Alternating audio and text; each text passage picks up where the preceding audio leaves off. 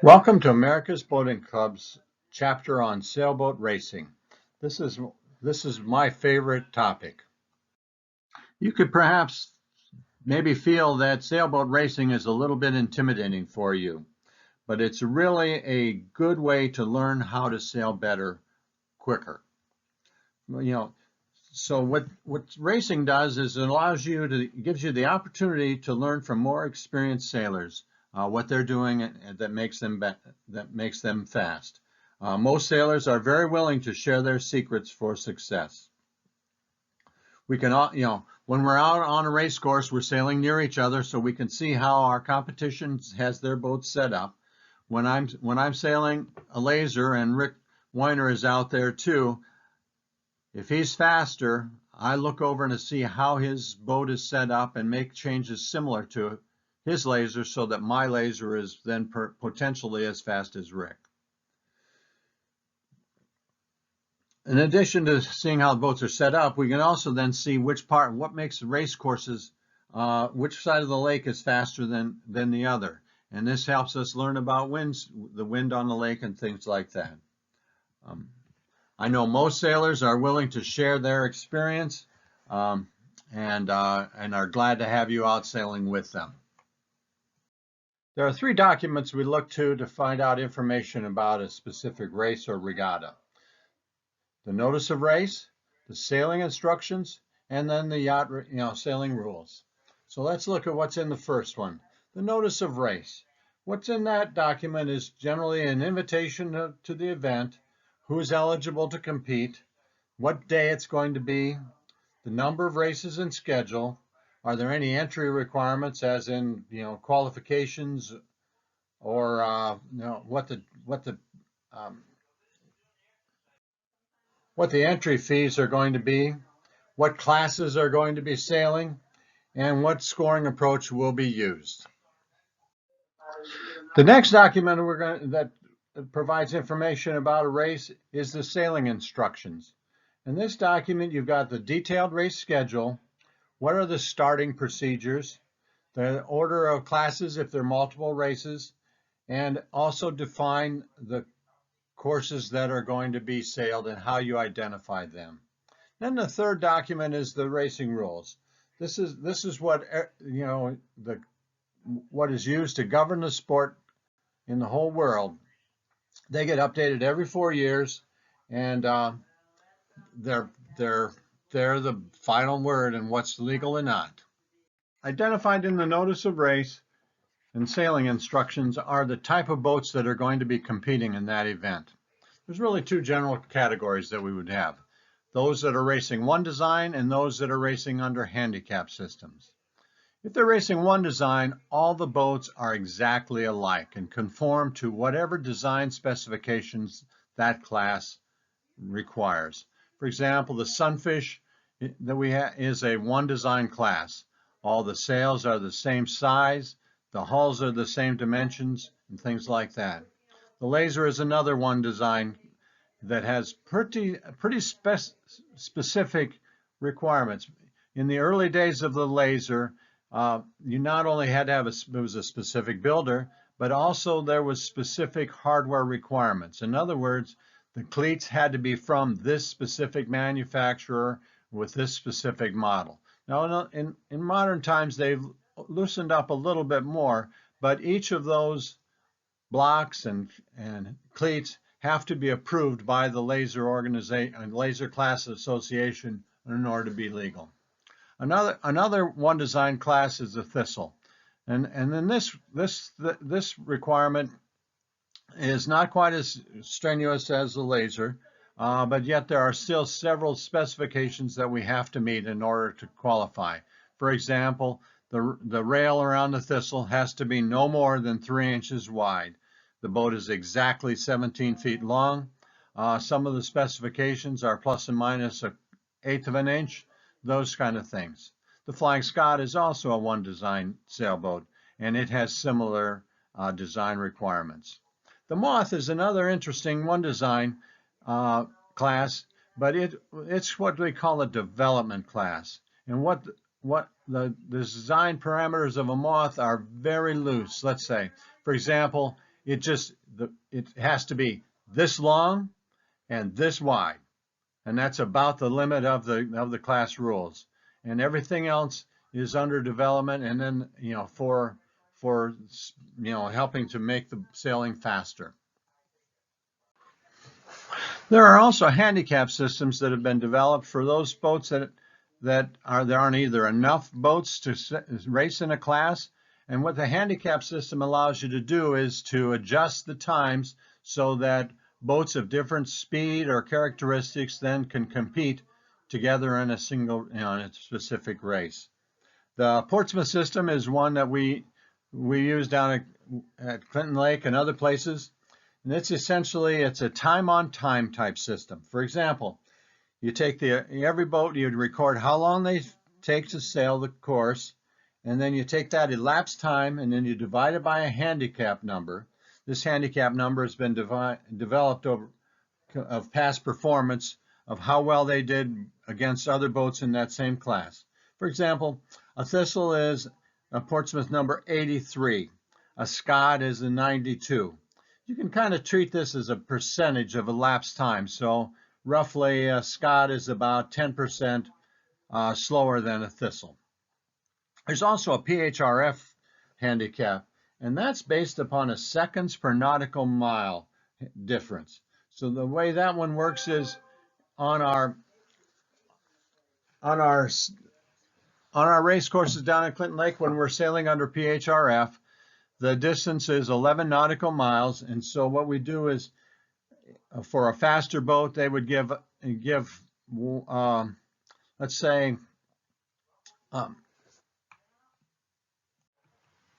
so in this handicap, the fastest boat designed to finish has to give the slower boats some number of seconds times the distance traveled. So, for example, a Thistle and a J24, their Phrf number is 168. The Capri 22 is a 207. Therefore, the J24 has to give the Capri 39 seconds per mile, or about 429 seconds on a total distance race, so they would finish 7 minutes behind. And so what we do is, this is how we can use our staggered start system down at Clinton Lake. For example, we would have, if we have the Seawind 22s with a handicap of 61, and a Capri 22 at 207, the Capri would start 4 minutes and 52 seconds after the Seawind. If it were the first boat to start off. The Thistle would start about 8 minutes and 32 seconds behind the Starwind. And so that's how we can and then theoretically they would all finish at exactly the same time. Well, that doesn't always work, because sailors are more skilled than others, and some people's equipment is different than others, and maybe not quite as top shelf. Now let's look at some typical race courses that we might see in different places. The first one is the windward leeward. And in this case, we would have the start-finish line here, and when the race starts, the boats would sail upwind, around the upwind mark, and then potentially an offset mark. That just kind of spreads the boats out a little bit. And then you go downwind, around the leeward mark, and back up to finish. Now, if the races are very short, people might have you sail more than one lap to make it more interesting. Here's an example of a triangle course that we might encounter. And we have the start-finish line in the middle. We would go up to the windward mark, and instead of going downwind, we would go over to a reaching mark, and then jibe around this mark, go to the downwind mark, and then back up to finish. Now again, if the races are very short, you might run several laps in this sort of situation. The next course we're going to talk about is the Olympic course, and this one was developed for the Olympics, and it's a combination of a windward leeward accompanied by a triangle. So the way this one works is, you have the start down at the downwind side. So we would start on the downwind, we would go up around the windward mark, around a reaching leg, jibe, go back downwind, around a mark, then upwind, then downwind, and then they'll move the start-finish line to a finish upwind. So this is what we would see in the Olympics competition. Let's look at the starts just a little bit, because those can be kind of exciting. The goal at the start is for a sailboat to be going at full speed at the favored end of the line when the starting signal is sounded.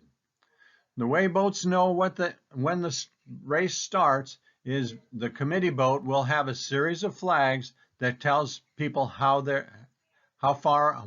much time is left to be able to until the race starts. The flags are raised in a systematic approach. The start sequence is there's a warning flag, a preparatory flag that are raised. The warning flag is raised 5 minutes prior to the start, and then at 4 minutes prior to the start, the preparatory flag is raised. At 1 minute before the start, the preparatory flag is lowered, and then at the start, the warning flag is also lowered. With each one of these, a sound is signaled from the race committee boat. Often the preparatory flag is, a blue and white flag, and the warning flag is a yellow or class flag. The class flag telling you which group of boats should be taking off sailing in this specific race. Here's what the flags actually look like when we're starting the race sequence. The first one that would go up would be the warning flag, which would be a yellow or class flag.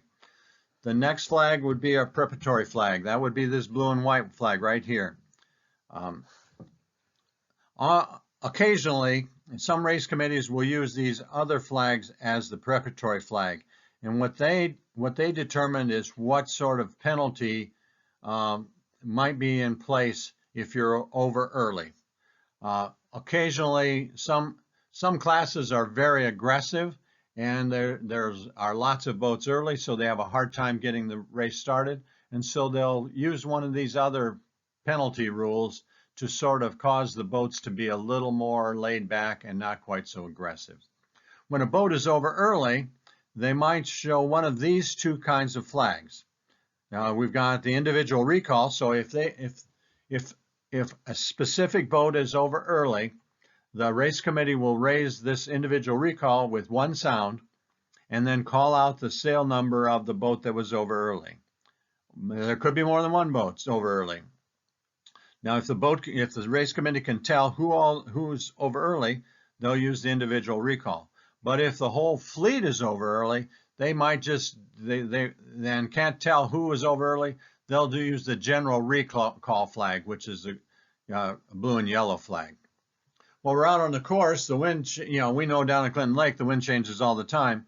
And so if they need to change the course to a different spot, they'll use this red, white, and blue flag. And then also with a green or a red flag saying if the green flag and the change of course flag is flown together, that means they've moved the mark to starboard. If the red flag is up, they've moved the mark to port. Another flag that's of note is the Y flag. That's this flag here. This when the race committee boat is flying this flag, that means that all the competitors need to be wearing a life jacket. The yellow and black flag is also used occasionally in larger regattas or larger venues too. What that signals is when the race committee boat has that flag up, they would like you to come within hail or come by the stern of the committee boat and register. Call out your sail number so that they know that you are competing at that particular time. Let's look at these three flags in more detail. We've got the general recall, the postponement, and the individual recall, and how we can identify those when we're out in a race. The postponement flag, also known as the AP flag, is sort of a timeout flag for the race committee to use whenever they want to. Let's say their watch stopped or the wind shifted a great deal from when it initially started, and they'll raise the AP flag, the postponement flag, with two blasts when it's raised up. and then when they drop it down, they will sound a horn when they drop it down, and then a minute later, the starting sequence will start again. The general recall is flown whenever the race committee cannot keep track of all the boats that were over early, and they just need to restart the whole darn race again. When they put up the general recall, they'll put up the general recall with 2 blasts. So the sound system will be 1 horn for the start, and then 2 more horn signal sounds for a general recall. And then when the boats do is then they go back and get ready to restart the sequence, and it'll be a 5-minute restart again. The individual recall is when one or a few boats are over early enough so that the race committee can see who all is over early and write down their numbers. When they raise the individual recall, they will raise it with 1 horn. So the way it'll sound is the start signal will go up, 1 horn for the start, and then a 2nd horn sound for the individual recall. And then the race committee will then holler out the Fendig sail numbers. Modern times, a lot of clubs are using a radio to actually broadcast out the sail numbers for those boats that are over early. It is your responsibility if you're up near the front of the line to know whether you were over early or not, even whether you heard your number called or not. If they think you were over early and you do not go back and restart, you will be disqualified for that specific race. Here are some more flags that we might see out on the water. Not so much at Clinton Lake, but in other larger venues you might see these. These are the postponement type things. This one is just the AP. It's going to, we're going to restart. And this is a number sequence that's sometimes used to identify what race course is being sailed. Perhaps a 1 might be a windward leeward, a 2 might be a triangle, and that sort of thing. This one down here, the blue and white checkerboard one, is often a good one to see when I'm exhausted. It's the abandonment flag. So at this point, we're done. You can either, this race is over, we're going to return to the starting area, or the one I like often is the races are over and when there's no more sailing today, so go to shore. As I mentioned in an earlier slide, the objective is to be having your boat going at full speed at your favorite spot on the line when the race starts. Now that's kind of hard to do, so we have some techniques that we can deploy to make this work. In this example, we've got a time start, also known as a Vanderbilt start. And what it does is it goes by use the rule of thumb that a boat beating, going upwind, is the same speed as a boat going on a reach. So the way this one would work is, so what you do is you sail, downwind for a minute. You add the time to tack in there, and then you sail back this way a minute, and you should be there at about the same time. So that this length, the time to sail this part plus this part is about equal. So what you might do is sail, on a reach for a minute, tack, and then sail back on a beat for a minute. Add the 20 or 30 seconds it takes to time. So that means that about 2.5 minutes, you would want to start here, sail down and sail back, and that would put you out at a good spot on the line. This isn't very, this works good, but it's not very reliable when the wind conditions are variable as they are down at Clinton Lake. So you might, I often find that when I'm sailing, I sail down for a minute, and then it takes me 1.5 minutes to sail back because the wind has died or something like that. And so then I'm a half a minute late for the start, which makes me very unhappy. Here's an approach that a lot of really good sailors use. And what they're doing is they're planning to say, okay, I want to start at this spot on the line, or wherever. And about 2.5 minutes before the race starts, they start their sequence. And instead of going downwind and back, they're going to go on starboard tack, reach across the starting line, tack and come back on port tack, and then do another tack into a gap between the other boats that are also starting. And they can use this timing method to work on their approach. Now, the exciting part about this is that the boats are zigging, zagging back and forth in this area here.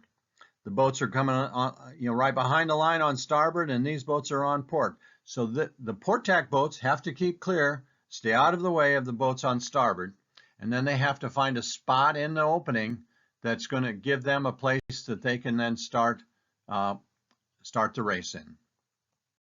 As you can imagine, here's a picture of a thistle race down on Lake Clinton, and you can imagine that it's, the boats getting all jammed into this specific start area, all of them wanting to start from the same favorite spot. It can be very chaotic. Now, this is pretty close hand-to-hand combat sailing right here. Imagine if you were at a large race, which I often do down in the Thistle Nationals or Midwinters, where we might have 50 to 75 boats all on the same starting line, all grappling for that same favorite spot to start. At the start of the race, as well as all throughout the race course, the boats are creating, the wind that's going across the boat is causing it to be disturbed. When you're going upwinds, the boat ahead is causing these boats to be slowed, and downwind, then the boat in front is slowed by the boats behind. The air is being disturbed. We're going to look at that in a little more detail so we can kind of illustrate that. Here are a couple diagrams of boats going upwind to show their wind shadow that's being cast. The blue boat, the blue figure here, is going upwind. The green boat is in a good position for these other boats because they're affecting the wind shadow. So this boat is also affecting, casting a disturbed air shadow up as well as back 5 to 7 times the mast height. In addition, the boat is also throwing some bad air down on this boat here. Let's look at how this might play out in a race. In this case here, we've got the in this instance, the port tack boat has to keep clear of this boat. But what he's, so this boat is on starboard tack. The port tack boat can cross in front of him, and then he tacks onto starboard. So now they're both on starboard, but the former port tack boat is now putting the bad air on the boat that he had just passed. So then this boat then needs to tack to clear his air out. In this example, the port tack boat tacks just right so that he covers him with, bad air. If he had gone just a little bit further and tacked at this point, the clear air would not be affecting green, and he could continue on without an issue. Similarly, as these boats are spread out, the wind shadow comes down a little bit, but it's not affecting the boat down here. When boats are going downwind, they also cast a large wind shadow that can affect the boats in front of them. The wind shadow is directly downwind and at the same place as the apparent wind. And so we've got our apparent wind angle, and that's where the wind is being really disturbed the most. And so what we would typically see is a boat behind try to cast this wind shadow on a boat in this space here to slow them down so that they can catch up and then hopefully pass them on the next upwind leg. As you can see, sailboat racing is very complex and challenging, and for me, it keeps my mind working very actively to try and optimize our boat speed as well as the tactics of keeping my air clear and perhaps messing with the air of those that are my competitors. Enjoyed sailing, enjoyed having you on this sail class, and we'll look for you out on the water.